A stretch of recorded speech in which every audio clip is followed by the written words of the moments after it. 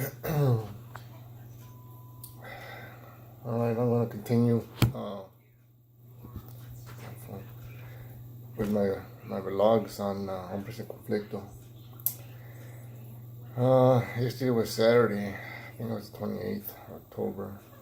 We got through the second round of auditions for the casting. And I think we got everybody lined up for the roles. We were missing a couple of people. Wasn't too sure.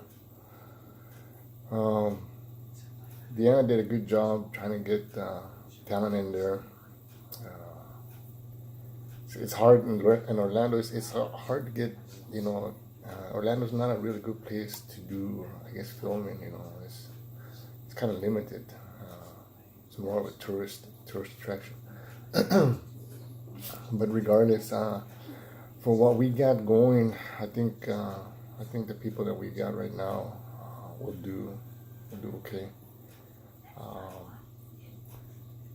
We had a discussion after we went to dinner. After that, had a discussion. We talked about all the people auditioned, and I already had in my mind more or less who was going to do what, but because we got new talent in there, or people who wanted an audition. And it kind of surprised me. A couple of people that came in there, it's like, damn, they kind of they bumped somebody else that I had in mind off, simply because they did better. Came across better. It looks different when you're looking through the camera than when you're just auditioning out live and you're just watching them there. So I always tell Fabian and Deanna my reasons why I do what I do. Yeah, I tell everybody a lot of that. This is the reason I'm doing this, and this is the reason I've done that. A lot of times it's just experience, just been through it once before, and so I kind of learn from that. Anymore, I rather let an opportunity pass and learn from it than jump the gun and make a mistake. So, but the cast, I look at them and then I kind of try to communicate while they're in there doing the auditions and see exactly where they're coming from, and they wanted to commit. When we're working with very, very low budget, or pretty much nothing, I gotta see if they'll commit for the duration of the filming. I think now is the time that I want to start putting a lot of time in here. Fabian's been working hard right now because he's continuing with the script. We got a plan of having to do 6 episodes, 30 minutes each. For me, that's a lot of work. I mean, when I did Las Golpeadas, that turned out to be a 50-minute film. And I'm barely getting that onto Blu-ray because that's going to be sent out to film festivals. See what happens.